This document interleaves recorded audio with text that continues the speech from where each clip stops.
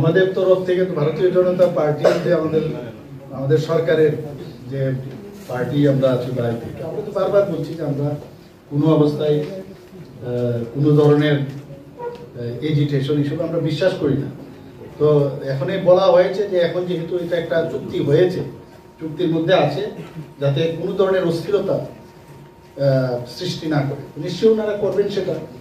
এবং ন্যাচারালি যেহেতু time bound আমরা বলছি, টাইম শেষ হয়ে গেলেই হবে এরকম তো না। আর টাইম তো আমরা বলিনি যে এত তারিখের মধ্যে টাইম তো হবে, আমরা করবো, এটা নিশ্চয়ই করবো। আপনারা দেখবেন, আপনারাও এর মধ্যে থাকবেন। আশা করি will all enjoy. Pradhyut Kishore Devvarma, since the first meeting in Agartala in presence of Home Minister, he said that this is not the right time, we may go to the government also. Was there any talks in that? No, I don't have any idea. Regarding this matter, nothing was discussed there. Sir আজকে বিকেলে একটা মুখ্যমন্ত্রী জন আরোগ্য যোজনা নিয়ে একটা সামাজিক মাধ্যমে ছড়াছড়ি হয়েছিল, এই ব্যাপারে আপনি কি বলবেন? এর আগে যে একটা কমিটি ছিল এটা কি ডিজলভ হয়ে গেছে? হাই পাওয়ার মডেলিটি কমিটি একটা বানানো হয়েছিল আগে, না এখন যেহেতু এটা আমাদের হয়ে গেছে না, তো ন্যাচারালি এখন নতুন করে আমরা বানাবো। এটা যে অবস্থায় আছে, কিন্তু এখন যেহেতু এটা আপ টু ডেট, তো ন্যাচারালি আমার মনে হয় এটার মধ্যে আমাদের স্ট্রেস দিতে হবে। এটা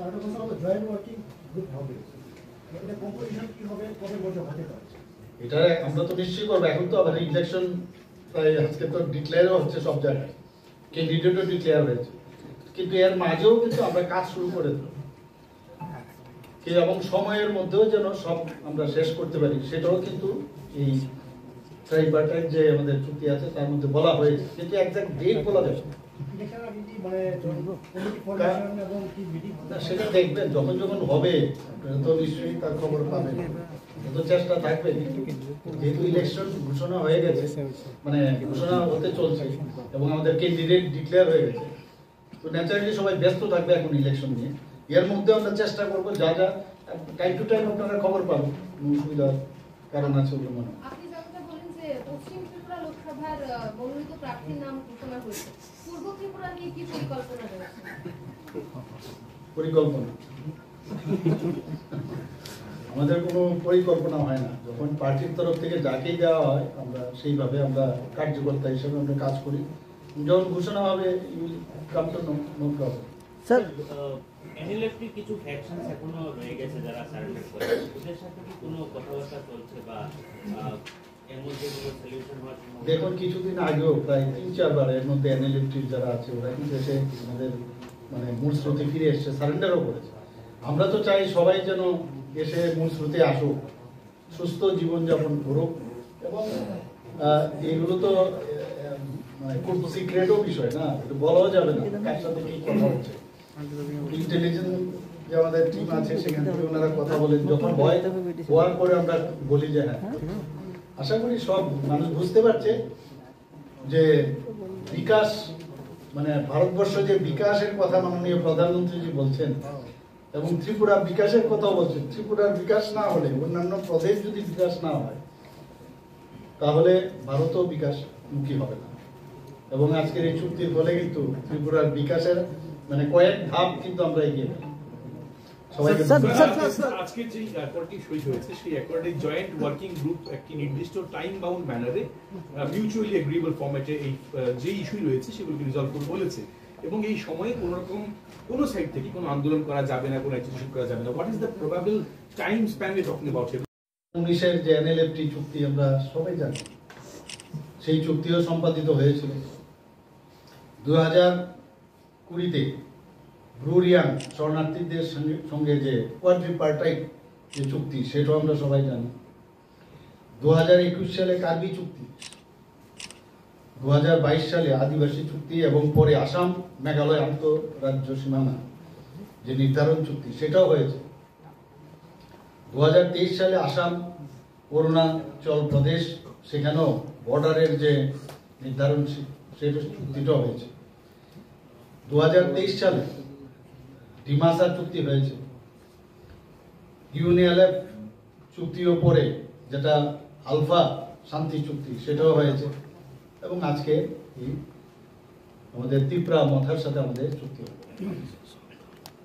তো কত গুরুত্ব সহকারে কেন্দ্রীয় সরকার এবং আমাদের প্রধানমন্ত্রীজি, মাননীয় প্রধানমন্ত্রীজি মার্গদর্শনে আমাদের গৃহমন্ত্রীজি যেভাবে যে সমস্যা কিভাবে সমাধান করা যায় সেটা কিন্তু বারবার আমরা দেখতে পাচ্ছি, এবং এতে করে এই যে আমাদের এনডিএ সরকার আছে সেখানে কিন্তু প্রায় 11টা ভিন্ন ভিন্ন যে আমাদের চুক্তি আছে তার মাধ্যমে এই নর্থ ইস্টের একটা পিস যাতে থাকে, শান্তি যেন প্রতিষ্ঠিত হয়, এবং বিভিন্ন আমরা দেখছি সশস্ত্র সংগ্রামের কথা বলতো তারা, সেই সংগ্রাম ওরা বুঝতে পারছে এইভাবে কিন্তু কোনোদিন সশস্ত্র সংগ্রামের ডাক দিয়ে কোনোদিন মানুষের সমস্যার সমাধান করা যাবে না, এবং তারা মূল স্রোতে ফিরে এসছে।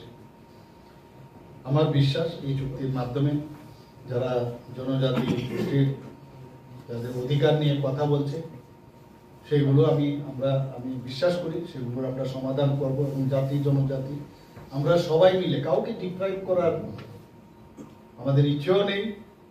আমাদের ডাবল ইঞ্জিনের সরকার আমরা বলি, আমি বললাম যেগুলো এতে প্রমাণিত হয়, কাউকে ডিপ্রাইভ করার ইচ্ছে নেই, এবং যে সব সমস্যাগুলো আমাদের রয়েছে সেইগুলো আমরা আলোচনার মাধ্যমে আমরা বিভিন্ন যে যৌথ ওয়ার্কিং গ্রুপ হবে এবং কমিটি গঠন করে, এবং যখন উভয় পক্ষ সহমত পোষণ করবে তখনই আমরা এগুলো ইমপ্লিমেন্ট আমরা করব।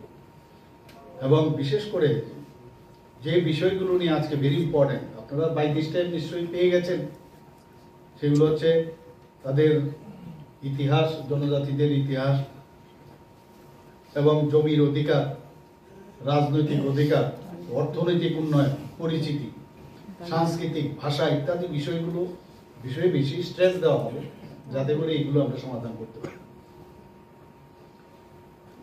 আজকের যখন ওখানে চুক্তি সম্পাদিত হয়েছিল সেখানে আমাদের মহারাজা প্রদ্যোৎ কিশোর দেববর্মা তো ছিলেনই, পাশাপাশি আমাদের এলওপি সবাই জানে যিনি ব্যুরো রিপোর্ট জনবার্তা নিউজ।